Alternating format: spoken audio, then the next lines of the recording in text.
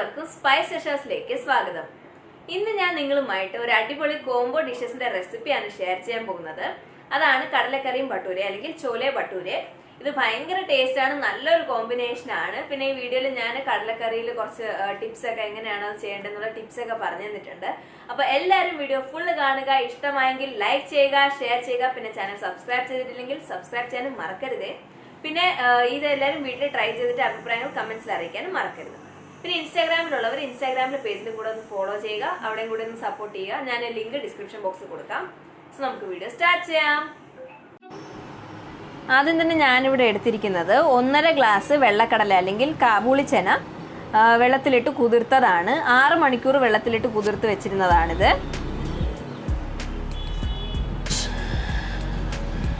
അടുത്തത് ഞാൻ എടുത്തിരിക്കുന്നത് 4 സവാള ജസ്റ്റ് ഒന്ന് മിക്സിയുടെ ജാറിലിട്ട് ക്രഷ് ചെയ്തെടുത്തതാണ്. പിന്നെ വേണ്ടത് ടൊമാറ്റോ ആണ്, ഇതുപോലെ അരച്ചെടുത്തതാണ്. 2 മീഡിയം സൈസ് ടൊമാറ്റോ ആണ് എടുത്തിരിക്കുന്നത്.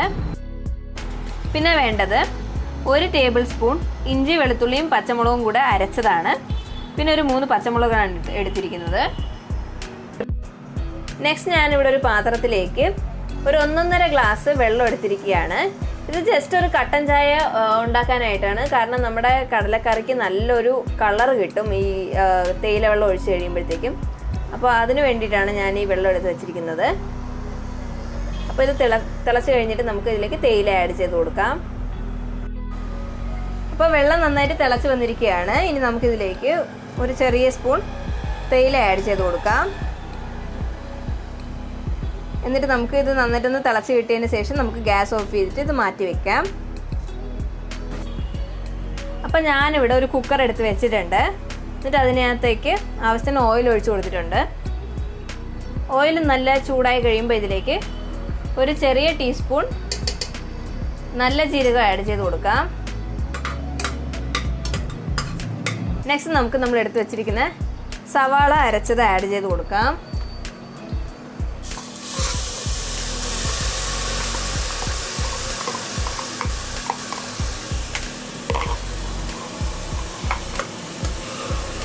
എന്നിട്ട് നന്നായിട്ട് വഴറ്റി കൊടുക്കാം.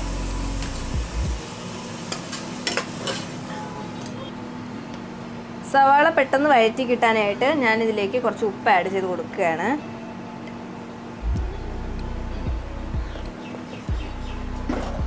എന്നിട്ട് അതും കൂടി നന്നായിട്ട് മിക്സ് ചെയ്ത് കൊടുക്കാം.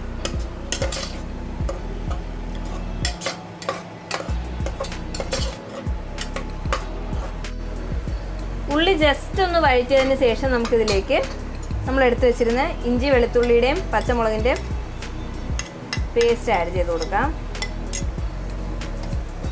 എന്നിട്ട് ഇതും കൂടി നന്നായിട്ട് മിക്സ് ചെയ്തെടുക്കാം.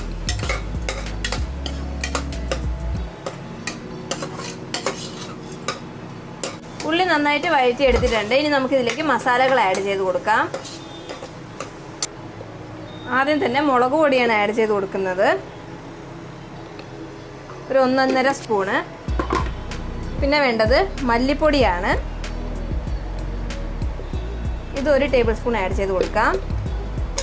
പിന്നെ നെക്സ്റ്റ് ഞാൻ ഇതിലേക്ക് ആഡ് ചെയ്യുന്നത് ചോലെ മസാലയാണ്. ഇതെല്ലാ കടയിലും നമുക്ക് കിട്ടുന്നതാണ്, ജനറൽ സ്റ്റോഴ്സിൽ. ഞാൻ സുഹാനയുടെ ചോലെ മസാലയാണ് യൂസ് ചെയ്യുന്നത്. പിന്നെ കുറച്ച് മഞ്ഞൾപ്പൊടി ആഡ് ചെയ്ത് കൊടുക്കാം.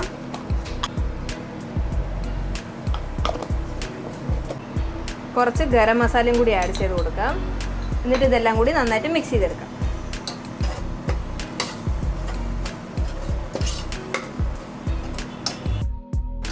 മസാലകളെല്ലാം നന്നായിട്ട് മിക്സ് ചെയ്തതിന് ശേഷം നമുക്കിതിലേക്ക് ആവശ്യത്തിന് ഉപ്പ് ആഡ് ചെയ്ത് കൊടുക്കാം.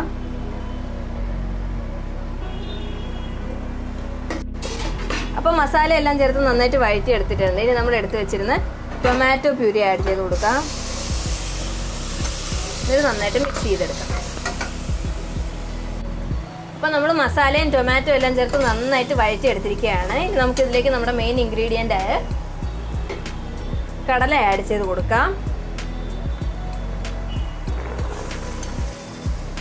എന്നിട്ട് നന്നായിട്ട് മിക്സ് ചെയ്തെടുക്കാം മസാലയുമായിട്ട്.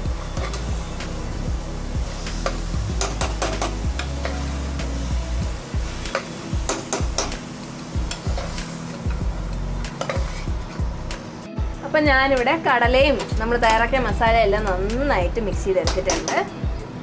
ഇനി നമുക്കിതിലേക്ക് 2 പച്ചമുളക് കീറിയത് ആഡ് ചെയ്ത് കൊടുക്കാം.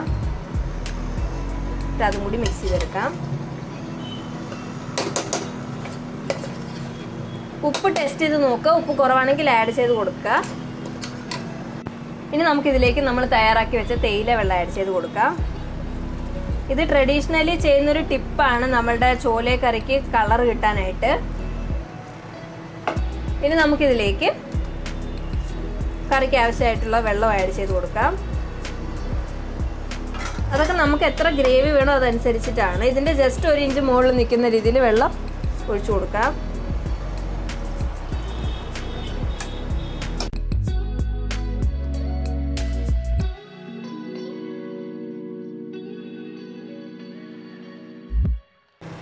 അപ്പോൾ കണ്ടില്ലേ, ഞാൻ ഇത്രയും വെള്ളം ഒഴിച്ചു കൊടുത്തിട്ടുണ്ട്. ഇനി നമ്മളിത് വിസിലടുപ്പിക്കുമ്പോഴത്തേക്കും നമ്മുടെ ഗ്രേവി എല്ലാം നല്ല തിക്കായിട്ട് കിട്ടും. ഇനി നമുക്കിത് അടച്ച് വെച്ചിട്ട് ഒരു 6 വിസിൽ വേവിക്കാം. പിന്നെ എല്ലാ കടലയും വേറെ വേറെ ടൈപ്പാണ്, അപ്പോൾ എല്ലാത്തിനും വേറെ വേറെ വേവാണ്. അപ്പോൾ ഇത് നമുക്കൊരു 6 വിസിൽ അടിച്ചിട്ട് നോക്കാം. എന്തില്ലെങ്കിൽ പിന്നെ അടിച്ചു കൊടുക്കാം വിസിൽ. നമുക്കിത് അടയ്ക്കാം. ഇനി നമുക്ക് ബട്ടൂര എങ്ങനെയാണ് തയ്യാറാക്കുന്നത് നോക്കാം. അതിൻ്റെ മാവ് കുഴയ്ക്കാനായിട്ട് ഞാനിവിടെ 2 കപ്പ് മൈദയാണ് എടുത്തിരിക്കുന്നത്. നെക്സ്റ്റ് നമുക്ക് 4 ടേബിൾ സ്പൂൺ റവ ആഡ് ചെയ്ത് കൊടുക്കാം. നെക്സ്റ്റ് നമുക്കിതിലേക്ക് 1 സ്പൂൺ പഞ്ചസാര ആഡ് ചെയ്ത് കൊടുക്കാം. ഇതിലേക്ക് ആവശ്യത്തിന് ഉപ്പും കൂടി ആഡ് ചെയ്ത് കൊടുക്കാം. ഇനി നമുക്കിതെല്ലാം കൂടി നന്നായിട്ടൊന്ന് മിക്സ് ചെയ്തെടുക്കാം. അപ്പോൾ ഞാനിവിടെ നന്നായിട്ട് മിക്സ് ചെയ്തെടുത്തിട്ടുണ്ട് എല്ലാം. ഇനി ഇതിലേക്ക് നമുക്ക് ഓയിൽ ആഡ് ചെയ്ത് കൊടുക്കാം. ഓയിൽ ആഡ് ചെയ്തിട്ട് ഇത് നല്ല ഈ ക്രംബിൾ ടെക്സ്ചർ ആവുന്നവർ നമുക്ക് ഇതിങ്ങനെ നന്നായിട്ട് മിക്സ് ചെയ്ത് കൊടുക്കാം. അപ്പോൾ ഞാൻ ഓയിൽ ചേർത്ത് നന്നായിട്ട് മിക്സ് ചെയ്തെടുത്തിരിക്കുകയാണ്. ഇതുപോലൊരു ക്രംബിൾ ടെക്സ്ചർ ആയിരിക്കണം. 4 സ്പൂൺ എണ്ണയാണ് ആഡ് ചെയ്ത് കൊടുത്തത്. പിന്നെ നമ്മൾ ഈ തയ്യാറാക്കുന്നത് ഇൻസ്റ്റൻറ്റ് ബട്ടൂരയാണ്. അപ്പോൾ ഇത് നമ്മൾ കുഴയ്ക്കുന്നത് സോഡ ഉപയോഗിച്ചാണ്. ഇൻസ്റ്റൻറ്റ് ആയതുകൊണ്ടാണ് സോഡ യൂസ് ചെയ്യുന്നത്. അപ്പോൾ നമുക്ക് ഈ സോഡ ഒഴിച്ചിട്ട് ഇത് കുഴച്ചെടുക്കാം. നമുക്ക് സോഡ ഒഴിച്ചിട്ട് ഇതൊന്ന് കുഴച്ചെടുക്കാം. വെള്ളം യൂസ് ചെയ്യുന്നില്ല, അതിന് പകരം സോഡയാണ് യൂസ് ചെയ്യുന്നത്. എന്നാലും നമുക്ക് ഈ ബട്ടൂര പൊങ്ങി കിട്ടുള്ളൂ. അപ്പം ഞാനിവിടെ ബട്ടൂരയുടെ മാവ് നല്ല സോഫ്റ്റായിട്ട് കുഴച്ചെടുത്തിട്ടുണ്ട്. കുറച്ച് എണ്ണയൊക്കെ തടവി നന്നായിട്ട് ആക്കി എടുത്തിട്ടുണ്ട്. ഇനി ഇതൊരു അരമണിക്കൂർ നമുക്കിതൊന്ന് അടച്ചു വെക്കാം. അപ്പോൾ ഗൈസ്, നമ്മുടെ കടലക്കറി റെഡി ആയിട്ടുണ്ട്. ഞാൻ 6 വിസിലാണ് പറഞ്ഞിരുന്നത്, പക്ഷേ 10 വിസിലായപ്പോഴാണ് എനിക്കിത് കറക്റ്റായിട്ട് വെന്ത് കിട്ടിയത്. ഇനി നമുക്കിത് ലാസ്റ്റിട്ട് കുറച്ച് മല്ലിയിലയും കൂടി ഇട്ട് കൊടുക്കാം. നമ്മുടെ അടിപൊളി കടലക്കറി റെഡി ആയിട്ടുണ്ട്. ഇനി നമുക്ക് ബട്ടൂര പരത്തിയെടുക്കാം. അതിനായിട്ട് ഞാനിവിടെ ഒരു ബോർഡ് എടുത്ത് വെച്ചിട്ട് കുറച്ച് മാവ് തടവി കൊടുത്തിരിക്കുകയാണ്. ഇത് നമ്മൾ കുഴച്ച് വെച്ച മാവിനെ ഒരു ചെറിയ ബോളാക്കിയിട്ട് ഇതുപോലെ പരത്തിയെടുക്കാം. അപ്പം ഞാനിതിവിടെ നന്നായിട്ട് പരത്തി എടുത്തിട്ടുണ്ട്. ഇനി നമുക്കിതൊന്ന് ഫ്രൈ ചെയ്തെടുക്കാം. ഒരു കടായിലേക്ക് എണ്ണ ഒഴിച്ച് കൊടുത്തിട്ടുണ്ട്. എണ്ണ നല്ല ചൂടായിട്ടുണ്ട്. അതിലേക്ക് നമുക്ക് പരത്തിയ ബട്ടൂര ഇട്ട് കൊടുക്കാം. എന്നിട്ട് ഫ്രൈ ചെയ്തെടുക്കാം. ഇതിട്ടതിന് ശേഷം ഒരു സ്പൂണോ അല്ലെങ്കിൽ തവിയോ കൊണ്ട് ഇങ്ങനെ മുകളിലേക്ക് ഇങ്ങനെ എണ്ണ ഒഴിച്ചു കൊടുക്കുക. എന്നാലേ അത് നല്ല പൊങ്ങി വരുള്ളൂ.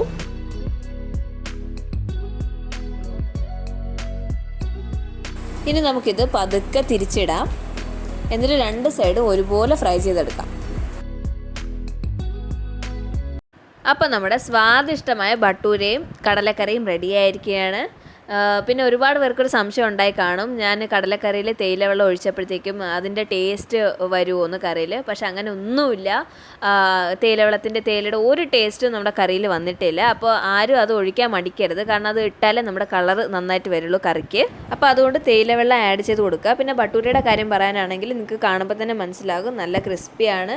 ഒട്ടും എണ്ണ കുടിച്ചിട്ടില്ല, കാരണം നമ്മളതിൽ റവ ആഡ് ചെയ്തിട്ടുണ്ട്. അപ്പോൾ ഒട്ടും എണ്ണയൊന്നും കുടിച്ചിട്ടില്ല.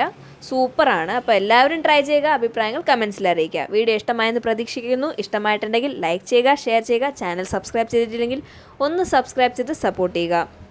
So thank you so much for watching my video.